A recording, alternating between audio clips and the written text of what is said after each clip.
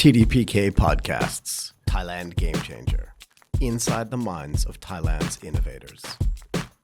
Hi, this is Michael Waitze, and welcome back to Thailand GameChanger. Today I'm excited, really excited by the way, to be joined by Patai Padungtin. Did I get that right? I did, didn't I? Correct. Perfect. I don't think I've ever called you that actually.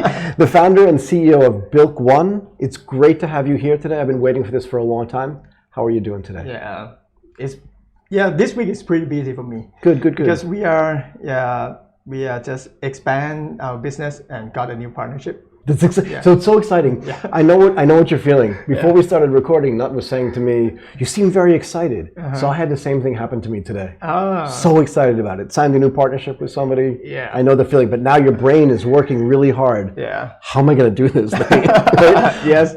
Now that I've succeeded in selling, now I have to succeed in executing. Yes. That's the hard part. I want to talk to you about history. Right? And just go back and remind me, I think it's 2009, but refresh my memory when you started Builk. Yeah, it's registered in 2009 and we start launching the free service called Builk.com in 2010. Builk.com in 2010. Yeah. So it's .com time in Thailand. Web 2.0, people talking about. I remember. Yeah, this word. Nobody says that anymore. Web 2.0. Yeah. Nobody says it anymore, right? No more. And back then, there's no startup scenes here in Thailand. I come from like an SME entrepreneur in Thailand. Okay. My background, I'm a construction engineer. So you come from a background of construction, which I've never asked you before. I thought so, but I wasn't sure. Go ahead. And I'm a general contractor, and I start the software business for construction companies in 2005. But that model is just SME. We develop a software, we sell it, collect the money. Sometimes we get, sometimes we don't. Welcome to the world of SMEs. But at least it used my domain in construction engineer to blend with some tech at back then, 2005. But I want to reboot myself because what we tried to do at that time, it cannot be scaled. We just ask ourselves, we're gonna do this when we age like 40. Back then I was 25. I think what we are going to do, is it big enough? So when the internet is coming, people talking about internet business, so that's coming to I try to experiment a new business. But why were you even paying attention? In other words, I want to ask you, like, what was the environment like back then? There's no I have no idea about fundraising because as an SME, I have fundraising money. is a completely different topic. As an SME, you have money because I have money. You have a business, loans from banks. And I don't care about fundraising at all. I don't know about the knowledge or scalability or what people call at that time about startups. But the word startup is sticking to my mind. From where though? I want to be. I'm reading about like serial entrepreneur. I want to be serial entrepreneur. I don't know what it is. You don't know what it is. I definitely want to be one. Be a contractor and then I start a software company and then I want to start a new one and continue start a new one like this. That is a startup. That is my idea. Got it. But I start with in 2009 I joined the business plan competition in Chulalongkorn University. At Chula. But it's a startup. You graduated from Chula, right? Yes. Sorry, go ahead. But that is we have to present our business plan 35 minutes to the academic professor. Really? Yeah. Was it at Sasin or was it at Chula? In Chula. Okay, go ahead. In Chula, in Faculty of Accounting and Commerce. So we won some award at that time about Builk.com. This project is a software on the cloud, and we're gonna have a subscription model in 2009. But did anybody there understand what you were talking about? I don't think they understand. That's why I got an award. They're like, we have no idea what this guy's doing. He must be right. But it's from the presentation to the real world is totally different. Because we think that we just copy the words from like Salesforce.com, the idea of SaaS, and we can charge people on monthly basis in 2009, where people don't pay on credit card. Infrastructure is not there. No. But what was the infrastructure like? And when I say that, I mean, even the technological infrastructure. Right? Today we're at 4G, moving into 5G. We know that. We sit in True Digital Park. We know 5G is here and getting stronger, right? But what was the environment like back then? The remember stacks. In 2010, when I demo my software, my platform to the customer, SCG, currently our investor, right? I use Edge. So it's 2.5G. Edge. It's before 3G. That's what the iPhone launched with. In the United States in 2007. Yeah, I use Nokia, and I think there is no 3G in Thailand at that time because Thailand got the late adoption of 3G, right? Fair enough. Yeah. Fair enough. And that is a technology infrastructure. But what about the other tech that you were using? In other words, what kind of laptop were you using? Of course, we use laptop. Okay, because previously we developed a software for like Windows client software. Right. On the laptop. On the laptop, yeah. And then talking about put it on the cloud. There's no cloud infrastructure. No. So we co-host our server and put the software on that. And people don't understand why they want to pay 3,000 baht per month, but they get nothing. Right. Yeah. And it's interesting. So today people would say, just put it on AWS. Yeah, that's it. Right? But there was no AWS back then. No. Right? No. So there was none of those services before Microsoft, Azure, AWS. Google Cloud, before all that stuff. Yeah. Right? Really what you're saying is you just wanted to have like a service on the internet. Yeah. But I think that the dream coming from searching the internet, surfing the web, and we see the business model in the US, and we think that we can use a part of it or copy or inspired by that kind of business to the local business. And when you tried to hire people or get partnerships, what was the tech literacy like? In other words, when you went to explain this to other people, did they kind of look at you like, Araina? Like, what are you talking about kind of thing? Not really. No? Okay. I think they are quite innovative guys that we at SCG for sure. Yeah. But I'm just talking about the larger market. Yes, but my target customer, they are construction company. Fair enough. They have no clue what it is. And that's okay, right? Because that's not their core business. Yeah, and then their perception as well. Because honestly, Thai contractor, they never pay for software, intellectual properties. They use pirate software for I don't know that. Yeah. I'll leave that to you. Their AutoCAD or whatever back then, right? Right. So they never pay for anything. Right. So why they have to pay me? So that is the business model. My assumption is totally wrong on my first day. Okay. When we launched in 2010, we have to start with pivoting because right over because they don't want to pay. So I changed the game by let them use for free, 100% free. Okay. So the previous business model is monthly subscription, but when we validate it after the product is complete. So that is, I don't know the knowledge about doing startup MVP. I have no idea. But it didn't even exist. It wasn't even. I mean, what was the name of that book? I think was Lean Startup even out then? Yeah, but very niche. Very small, right? Not a lot of people had read it or heard about it, right? So we failed, and because I have my SMEs that can become my cash cow. Right, so you can fund it out of this, fund this dream. But I hope this is gonna be big dream.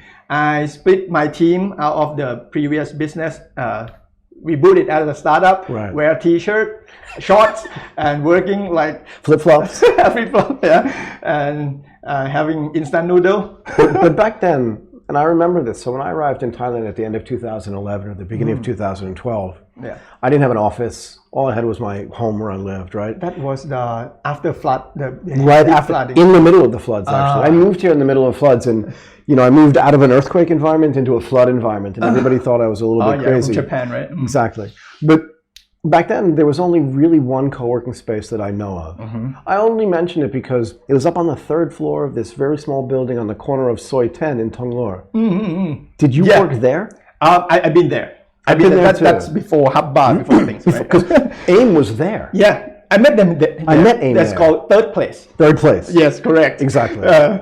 Right, so that's what I mean when I talk about the infrastructure. It's not just the internet itself. It's not just the lack of 3G. It's not just the lack of the cloud.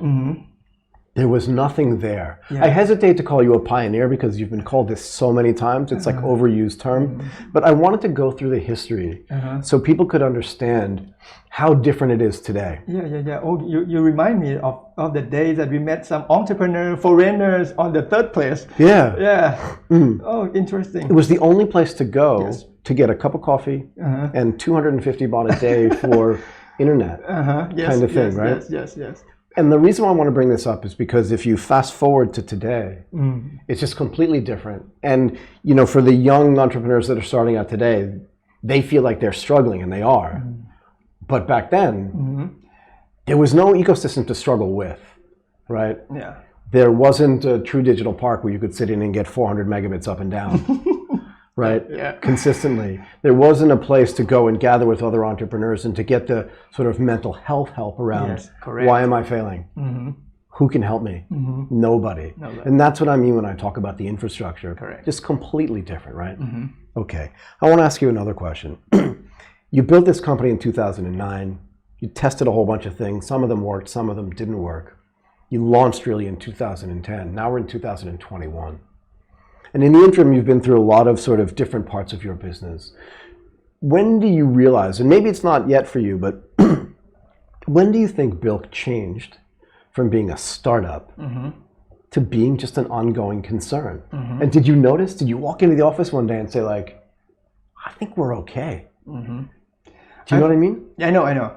I think there are a couple moments that bring me back and forth about being a high growth company such or ongoing business, or another time coming back to startup again. Yeah. But some moments that remind me is when we got interview for the employee, and then some. That's a good point, actually. Go ahead. Some fresh graduate feel like, oh, I read a lot of story about you. I think your company is maybe big enough, and maybe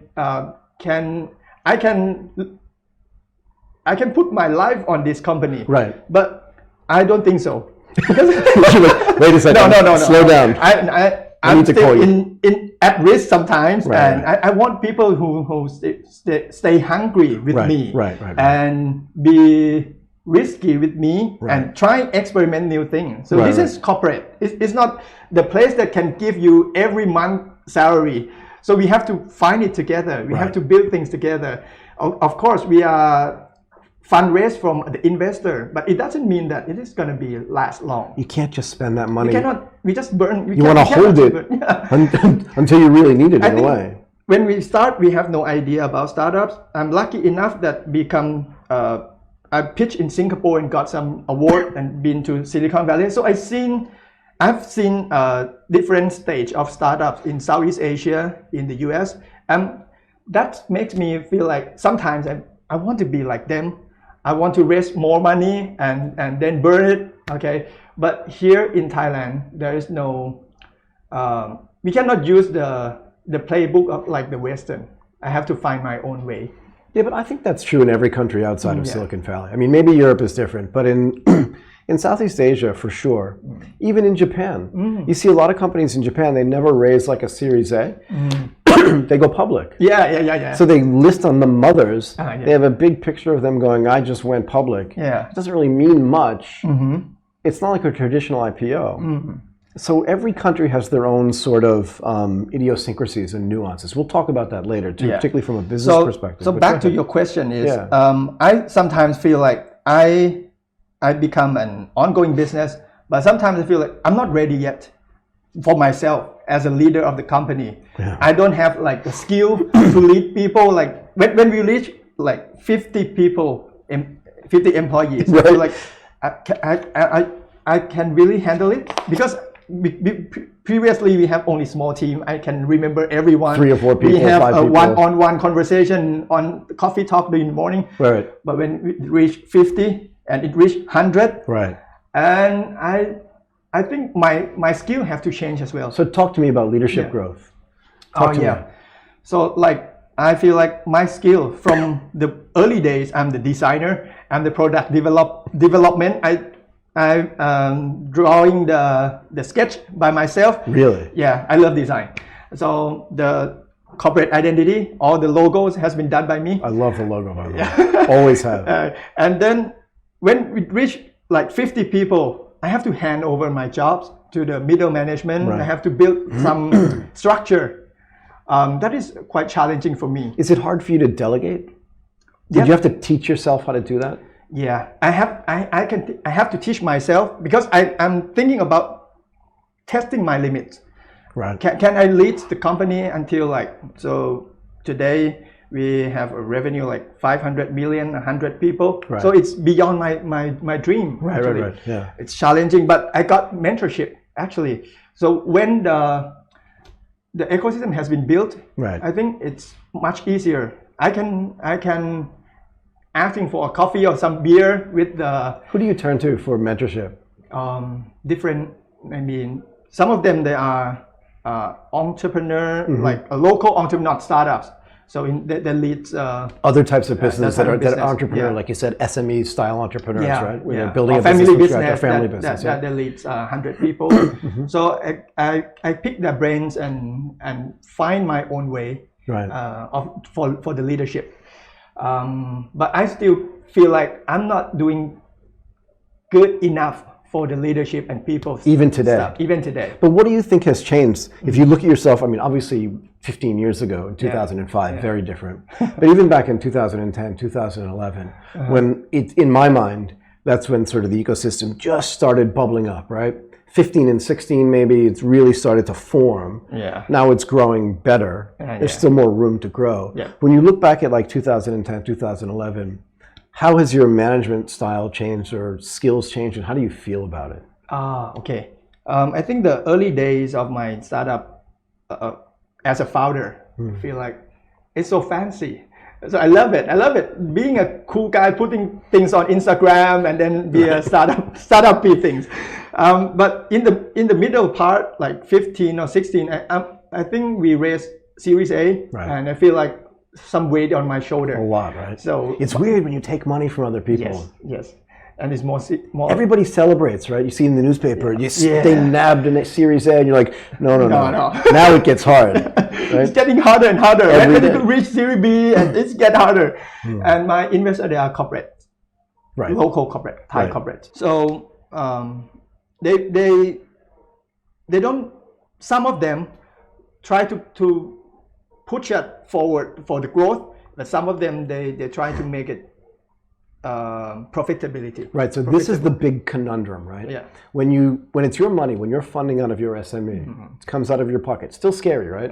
Because you've got to convince. No one succeeds alone, right? So you have to convince your partners. Maybe I need a little bit more money for this thing. So bank doesn't care about what you do. No. After you can pay the interest. After you can pay them back, it doesn't matter. But then you have, let's say you have two investors. One of them is growth at all costs. Don't care. You're not growing fast enough. And you're like, I'm doing the best I can over here. You never grow fast enough for the investor. Never. Because they want to maybe sell to somebody else. And on the other hand, you have the profitable investors. I gave you money. I want my money back at some point. And if you're not profitable, where's it going to come from? And you have to balance those. Sorry, go ahead. Yeah, that is even in the middle part of my journey. But I feel like I have to balance all of the stakeholders, not only the customer, employees, investors, users. Some of the users they never pay. So we have to build them.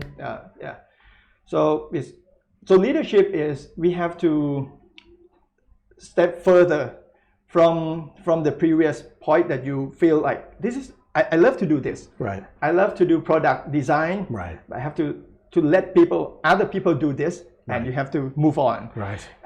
You have to move your skills from spreadsheet into PowerPoint, keynotes for presentation, for storytelling, and then you have to move from PowerPoint. Now no more PowerPoint. You have to just grab the wine with the investor. Cheers. But all the while still worrying, is my business okay? Kind of thing, right? We have to monitor it, to build the monitoring system. We use our own software to track everything. So that's good enough. How big is your software team? 40 people. 40 people? Yeah. Wow, that's a real software business. That's a lot of people. And is it all in Thailand? All in Thailand. Your whole software development team's here? Yes. All in Bangkok? All in Bangkok. That's amazing. But after COVID, some of them going back to their hometown. Yeah, we'll talk about COVID in a minute. Yeah. We'll talk about COVID in a minute. I want to talk about other countries. We talked about your management and your leadership style and just what you've learned and how it's changed over time. Expanding to other countries, though, and there are two theories here, right? And you know, because you've heard all of these discussions. Should you go into every country right away? Or should you dominate your home country first, just your home city? Everybody has a different view on these strategies. Okay. But in the end, you have expanded to other countries. Yes. So where do you operate now? Currently, we operate in Thailand, Myanmar, Philippines, main three Laos, countries. no? And Laos, yeah. And Laos. Right. I think when we start expanding is in 2014, 13 and 14, after we got Series A funding. Right. So it's time to expand. That's what everybody says. Right? I gave you the money, now go expand. Yeah. So it's failed on the first attempt. Where did you go first? Indonesia. So the biggest market. You just said we're market. going big. So sexy. We have to go scale your business to Indonesia. Right. I think I have lack of experience. Never think about. I just feel like I want to copy paste what we've done in Thailand. The branding, the concept. Just go into Indonesia. Just call the same kinds of people. But it's failed. Why didn't it work? I think we didn't go into the details of the local needs, or we didn't tweak anything to fit the local needs, and the partnership as well. Right. So we didn't spend enough time in about building the relationship, partnership, because it's B2B business. My platform is a B2B. Right. In construction, in Southeast Asia, the family business in construction, you have to know whom in each country. And I think. So this is a lesson learned from the first two countries, is Indonesia and then Malaysia. Malaysia, I hired people working in the co-working space, and I think my leadership skill at that time, and I think my internationalization skill, I never worked with foreigners full time before. So what did you learn culturally? Yeah. Because in my mind, right, like I lived in Japan for 20-something years. I've lived in Thailand for 9 years. The culture matters so much. Yes. In just every aspect of life, you cannot overemphasize it. Yes. Some people say, at the end of the day, everyone just wants to earn money and have a business. But actually, there are nuances. Yes. Can you tell me maybe about some of the nuanced differences that you found in different countries? Yeah. Like small cultural issues. You feel like Southeast Asia, we are black hair, we are like medium-sized guys. It should be the same, but no. Like in Myanmar before this, people in Myanmar, they are keen to learn, because they feel like they have been blocked for years, right? Years, yeah. When the economy is open, the country is open, the engineers in Myanmar, the construction people in Myanmar, they are keen to learn many things. They're different from Thailand, that already mature in some way. I feel like I know that already. We know it. Yeah, don't talk about. So when we launch our service in Myanmar, we have to tweak into like the academy, construction business academy. Interesting. Yeah, we have to give them the certificates, and then they can use for the job. So in Philippines as well. So people in Philippines is really nice. They talk a lot, right? But we have to change the value proposition of our software a little bit. How so? We have another software for the CRM for construction store, right? How can they use this software to show off their performance to their boss? So that is how we tweak it. So not just talking. But it can be they can point at something. Yeah, tangible. It's really interesting. Yeah, okay. These are great examples, right? And again, people always talk about localizing a product. And for most people, particularly people... Not just language. It's not just language. That's the point, right? It's not just language. I feel like if we just cut and paste the language and just maybe change the font a little bit, now we're local. No way. Like, right? It's like eating sushi with a fork. It's just like all wrong. So like in Thailand, another example is in Thailand, construction business is very in high competitive mode, right? So many contractors, small and medium contractors around, and very thin margin. When you do profitable about like renovation work is very thin. Comparing to Myanmar. So it's the spread is pretty high. So you can do nothing, not think about management. You can still have 20% margin. Okay. So how can I propose the value of Builk, which is a management platform for construction business to Myanmar people? They don't care. Yeah. But you still did it. That's why we tweak into the academy. Into the academy side, right? Okay. So we cannot get away from 2020, even though we're in 2021. We just can't get away from it with COVID. Yeah. We keep talking about it. There was a point actually towards the third or fourth quarter of 2020 where I was just tired of talking about it. But in retrospect now, I still think it's impacting us. Yes. What was the impact you think of COVID? I think for any startups in Thailand that we just start blooming and then it's just tornado is coming. The whole thing is just gone. We are not strong enough. So myself as well at that time, I tried, and we've seen some sign of like 2019, the fund flow, the fundraising is pretty good. Starting, it's still good, but there are some questionings. Yeah, fair enough.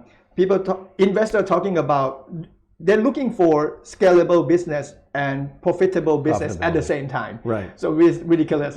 So. It's like I want you to be really fit and eat a lot of chocolate cake. Doesn't kind of go together. After WeWork effect, but people are talking about can't bullshit anymore. Right. Okay. So it's starting difficult at end of 2019. Got it. Right, and then COVID hit. It's just like crushed. Crash. So at that time we're trying to looking for help as well, but that's not ready. For the government. And the fundraising, it seems like they have to wait and see the situation. Right. Yeah. So it coming back to us that we have to live by ourselves. Survival mode. How can we manage our cost, SG&A reduction, and how can we increase our sales? The business model that still works at this time and some that doesn't work, how can we flexible enough to solve this?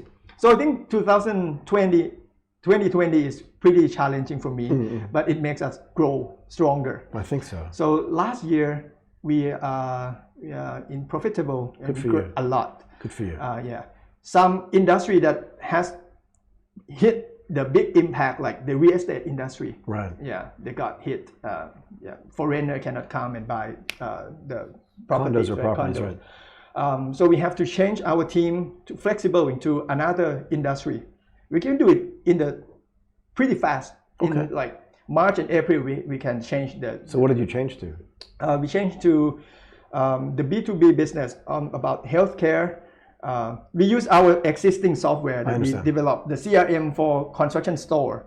We changed that to the healthcare business, packaging business, and other industrial. We go the area that we've never been to. That's interesting, though, industrial right? estate. Yeah. Yeah. And we reduce our SG&A by using a flexible location policy. We used to have a pretty good, nice office with the bean bag, a ping pong table, like a startup. Where was your office? In Asok. In Asok? Asok. Oh my gosh, okay. Yeah. Like 600,000 baht per month rental rate.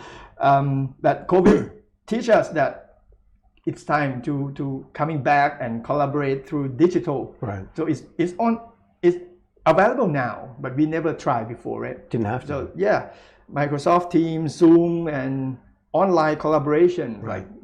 Our developer use Discord to code together from nationwide right now. Some of them go back to their hometown.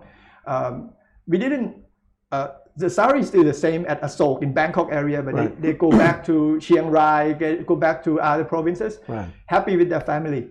And we still can work together. Yeah, and one of the things that I've found in all the sort of conversations I've had about COVID is that the people, like there are kind of two classes of people. They find remote work really difficult because they don't have sort of a camaraderie, a face-to-face camaraderie. But other people love it because they can, like you said, live at home, lower expenses, no commute, no frustration, right? Remove that frustration. They got more time. And they're very productive. Yes. Very productive and just as productive. And do you find that if you trust your employees? I let them vote. Right. Yeah, I let them vote that this is going to be our policy together. Right. And Yeah, majority vote more than 85%. They're happy to have this. Some of them they feel like they want the lonely, pantry to work together. Right. So with the help from True Digital Park, so our policy come real because of the flexibilities. So we rent the hot desk from True Space around Bangkok and other cities. So people that are in Bangkok. Yeah, it's a hub and spoke. So if they are in Rangsit area, they just go to Rangsit, work with their local team, 5 people. So I'm stay here because my apartment is there. Right. So just walk and work here. Some of my staff come here. And do you live back there? Yeah. Good for you. It's nice. Yeah. It's a great place to live. Yeah. It's super convenient. So let's go a little bit back to the history lesson. How do you sort of qualify the way the startup ecosystem is now in Thailand? Wow. Because we went all the way back to 2005, really. Yes. Went through a little bit to 2014 and 15 with your own personal experience, 16 as well. How do you feel like it is today? I think it's come so far. It's come a long way. A long way. In my mind. Yeah. From the place that I feel like lonely. I don't know. From coming to today that I sit here and some young entrepreneur come and meet me. Hey, can I ask you some questions about your business? Hey, that's great. So at least you have knowledge, you have infrastructure, you have a fund flow, fundraising. These opportunities here. And I think the startup word has been used a lot in Thai business. Maybe. And many industries understand that how to work with startups, and how startup can help them transform. So I think it's good opportunity today, and still more to grow. Of course, I'm looking forward to see more foreigners and the talent to work here. That we can do the knowledge transfer more. Absolutely. So finally, what do you think needs to change the game? What do you think needs to happen to change the game in Thailand as you look forward? You know what's already changed. I think we're looking forward to see the real success story for Thai startups. The Thai startups that, there should be variety of stories for startups. In multiple sectors. Multiple sectors. Yes. And variety story, various stories. Absolutely. Like got acquired by global company, listed in stock market in Thailand, listed in Singapore, and then we see the various, the variety of story, both in success way and in the failure way as well. Absolutely. More open and more lesson learned from the newcomers. Okay. Look, I really want to thank you for coming in and doing this today. Patai Padungtin. Thanks for having me. No, it's a pleasure. It's a pleasure. The CEO and founder of Builk One. This was awesome. I hope you enjoyed yourself. TDPK Podcasts, Thailand GameChanger. Inside the minds of Thailand's innovators.